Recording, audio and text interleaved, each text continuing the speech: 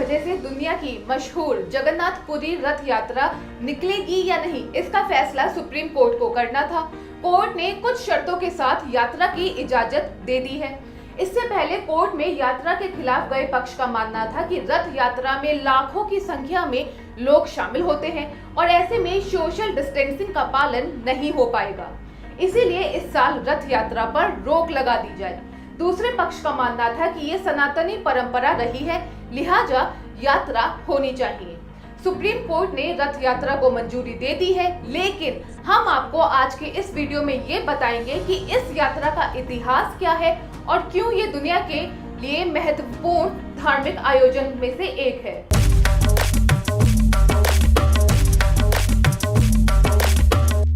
ओडिशा के पुरी जिले में हिंदू धर्म का एक पवित्र मंदिर है जिसे कहते हैं भगवान जगन्नाथ मंदिर। इस मंदिर को हिंदू धर्म के 4 धामों में से एक माना गया है। मंदिर भगवान जगन्नाथ को समर्पित है, जिन्हें भगवान विष्णु का अवतार कृष्ण माना जाता है। हिंदू धर्म की माने तो वहां पर लोगों के लिए ये कहा जाता है कि उन्हें अपने जीवन काल में कम से कम एक बार भगवान जगन्नाथ के दर्शन जरूर करने चाहिए। मंदिर में भगवान कृष्ण, उनके भाई बलराम और उनकी बहन सुभद्रा की मूर्तियां हैं। इस मंदिर की ओर से हर साल 10 दिन की रथ यात्रा निकाली जाती है, जो पूरी दुनिया में काफी मशहूर है। हर साल भगवान कृष्ण, उनके बड़े भाई बलराम और उनकी बहन सुभद्रा अलग अलग रथों पर सवार होकर 10 दिन तक यात्रा करते हैं।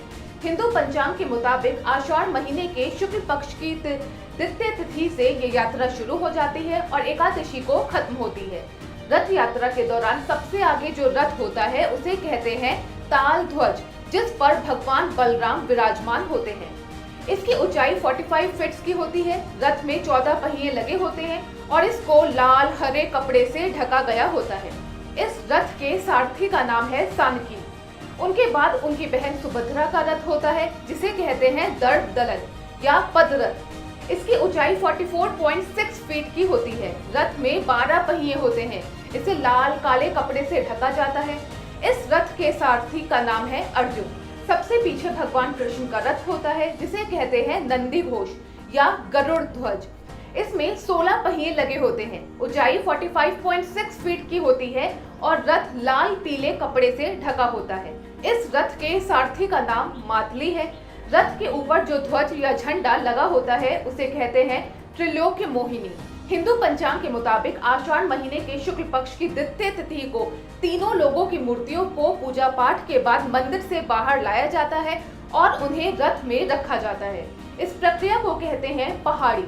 रथ पर सवार होने के बाद फिर से पूजा पाठ होती है और उनका श्रृंगार किया जाता है।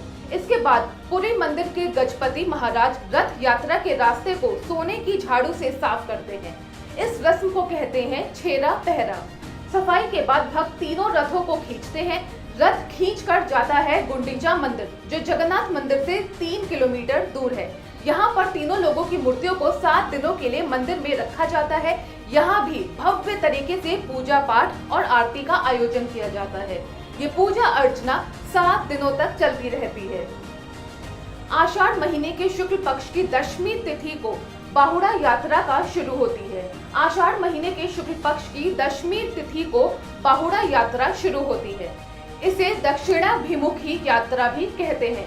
इस यात्रा में भगवान फिर से अपने मंदिर लौट आते हैं। इस यात्रा के दौरान भी कई अलग अलग तरह की पूजा विधियां की जाती हैं और भगवान को अलग अलग तरह के पकवान का भोग भी लगाया जाता है। ये पूरी यात्रा 10 दिनों तक चलती है, जिसके लिए देश विदेश से लाखों श्रद्धालु जुटते हैं। हो सकता है कि कोरोना की वजह से इस बार हर साल की तरह भीड़ ना हो, लेकिन सुप्रीम कोर्ट के आदेश से ये साफ हो गया है कि अब हर साल की तरह इस साल भी इस रथ यात्रा का आयोजन किया जाएगा। एबीपी न्यूज आपको रखे आगे।